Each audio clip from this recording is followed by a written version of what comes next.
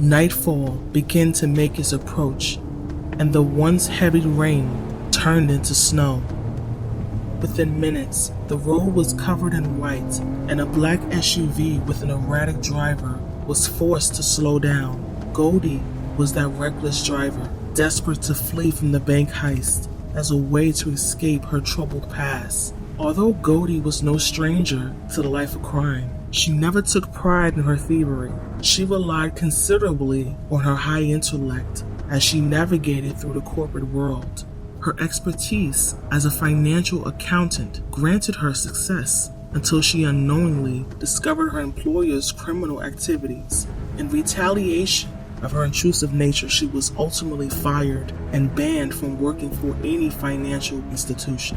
This was very devastating for her, but retribution had taken a back seat while she made a living as a hacker, eventually meeting a man named Corey, who was a successful bank robber. Their relationship was relatively professional, but then developed into a romantic love affair. Goldie chose not to involve herself in any heist until Corey presented her with a chance of reprisal. Her former employer became the new owner of a very prestigious bank outside of town. However, the aftermath from the heist became troublesome, and Goldie was left with no choice but to leave Brimstone, leaving Corey and the money behind.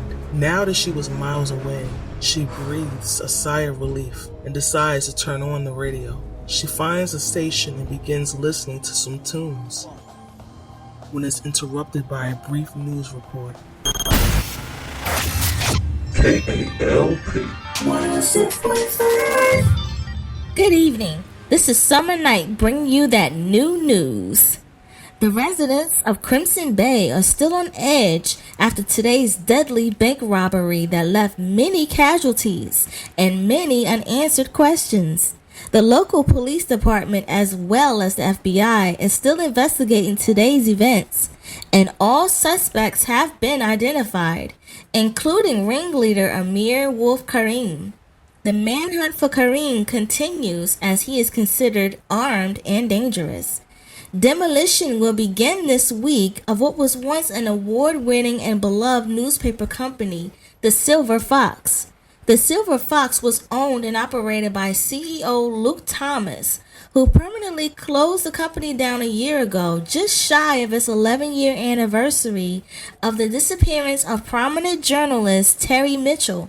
Mitchell worked for the Silver Fox and went missing in the town of Brimstone under what sources are calling bizarre circumstances. The state of Maryland is in a panic as it prepares for a severe blizzard. The snow has already begun to fall, and although it is light for now, it will become much heavier as the temperature drops. We'll keep you updated every hour on hour as always, but for now, stay warm and stay safe. KALP 106.5. Upon hearing that broadcast, she shuts the radio off and many thoughts ran through Goldie's mind. What happened to Corey? Why haven't the police found Wolf? Then the main question, where's the money? She was overwhelmed with the anxiety of not knowing. Goldie quickly hit the brakes, bringing her vehicle to a screeching halt while making a U-turn back towards Brimstone. Sure, driving back during an upcoming blizzard is an irrational idea, but deep down, she also had unanswered questions. She flipped on her high beams and cautiously commenced her way towards the town. Within the next hour, the snowfall was much heavier, and due to the freezing temperatures, icy roads were becoming dangerous. The windows outside her vehicle were covered with frost, and when she passed the guide sign, she was unable to read it. Goldie decides to pull off to the side of the road to figure out her next step. She steps out of the SUV onto the road, feeling the sharp cold air on her warm body. Jeez! She can feel her body shivering uncontrollably. It was slightly difficult to see. The surrounding area is woods and unfamiliar to her. Goldie rushes back inside her vehicle, realizing that she's lost in the blizzard, and concludes the best thing to do is to find shelter somehow while she waits out the storm. Just up ahead, the road ends with only a left and right path. Instead of turning back around, she continues forward, making a left turn onto a long roadway, going deeper into the woods. Two tall property signs are visible, with one that reads Private Residence, while the other says The Bear Estate. Moments later, she pulls into her driveway. There in front of her stood a two-story shingle-style mansion.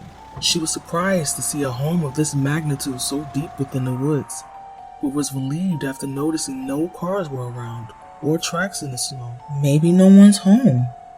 However, she needed to be sure, so she parks her SUV into the nearby woods as an attempt to hide it from view. Goldie retrieves her backpack, then steps out to examine the dark exterior of the estate. The wind began a loud whisper while it shuffles the snow across the ground. Goldie was mesmerized by the mansion and admired how wonderfully crafted it was. Whoa, how beautiful.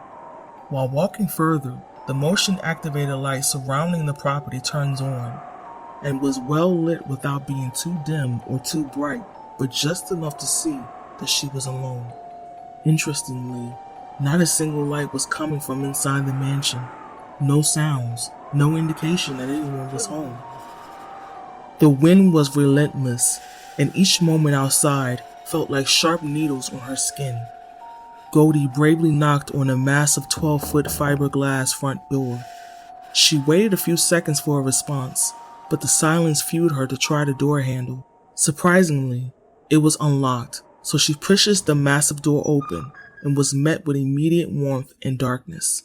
She reaches inside her backpack for her flashlight and turns it on. After shutting the door behind her, she walks into the hallway with a tall ceiling and a spiral staircase in the middle. Goldie may have found her sanctuary for the night, but needed to investigate the mansion further just to be sure. The exploration was cut short once Goldie became hungry, and looking for a kitchen became her next agenda. The flashlight still in hand, she soon finds the room she's searching for, rummaging through the refrigerator. She puts down the flashlight and allows the refrigerator light to assist her in her search.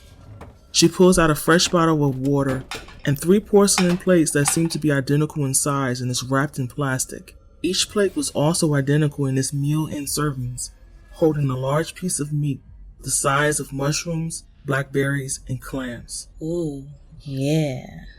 She unwraps the first plate, getting a whiff of the meal before placing it into the nearby microwave. When it's done, she takes a bite of the meal and spits it out on the plate because the meat is rare. Ew. She gulps the water bottle down. Then she grabs the second plate, unwraps it, and heats it up. She tries to take a bite out of the second piece of meat, but it's extremely well done and unable to chew. She tries her luck again with the third plate, heating it up, taking a bite when it's done. The meat was flavorful, juicy, and cooked to perfection. That's so good. Then Goldie proceeded to finish the entire plate of food, satisfying her fastidious appetite. She shuts the refrigerator door, grabs her flashlight, and walks into a nearby room. It appears to be some sort of a family room, with a portrait of a family of 3 painted above the lit fireplace, and 3 different styled recliners. What each recliner had in common is they were immense in size, almost as if they were tailor-made for large people. The warmth and the light from the fireplace put Goldie at ease, and after looking at each recliner, she picks one to sit in. Unfortunately, that chair was too hard and uncomfortable to sit in. She sat up as quick as she sat down. Yikes, what the hell? That's made out of bricks? She turned her attention to the second chair, and is so soft that her body sinks inside. Whoa! After a few moments of struggling, she manages to slip out of the chair. Now staring at the third chair with pure skepticism, Goldie decides to touch the chair first before sitting in it. After poking it, she finally decides to take a seat and gleams with joy. Now this is a comfortable chair. The third wasn't too soft or too firm, but a perfect fit for Goldie. She let the chair recline and relax while watching the fire burn. Goldie had a great meal, but was beginning to become tired. It was time for her to find a bed to sleep in for the night. She climbs out of the recliner, grabs her flashlight, and heads up the spiral staircase. When she reaches the top of the stairs, she can see there are 3 separate bedrooms. She was beginning to notice an unusual pattern. Why is there 3 of everything? She shrugged it off and made her way towards the first room on the left. She opens the door and enters into the large and cold dark bedroom. While shining her flashlight, She can see in front of the window a king-size bed. Goldie wasted no time rushing to the bed and laying on it. Oh, fuck, man. The bed was hard and itchy to the touch. She gets up to kick the bed and then walks out of the door. Goldie walks past the second room and opts to check out the one on the right instead. She enters that bedroom and it's slightly warmer than the first one, but still very dark. She uses her flashlight to maneuver her way inside the room. She finally finds another king-size bed and promptly lays on it. Just like the chair downstairs, the bed was too soft. Why don't these people have normal furniture? At this point, Goldie is exhausted and longs for a good night's rest and is hopeful that the middle bedroom has the right bed she needed. She makes her way to that room and pushes the door open. Despite the fact that the bedroom was warm and cozy, she was reluctant to lie on a sizable bed, but the moment she did, she felt grateful. Oh, yes. Now I can get some sleep. The bed wasn't too firm or too soft, but just right, and indeed the most comfortable bed she's ever experienced.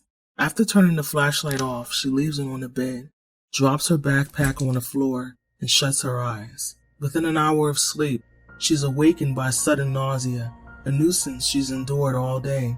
While climbing out of the bed, she accidentally steps on her car keys that are inside the backpack, triggering the car alarm. With the SUV being further away, she was unable to hear it. She runs to the bathroom and regurgitates in the toilet, then finds her backpack to try out a pregnancy test that she bought. Unbeknownst to her, the alarm awakens the residents of that mansion, whom were sleeping in the underground den just beneath her. What was that? Sounds like a car alarm. Did you forget to lock the front door again, son?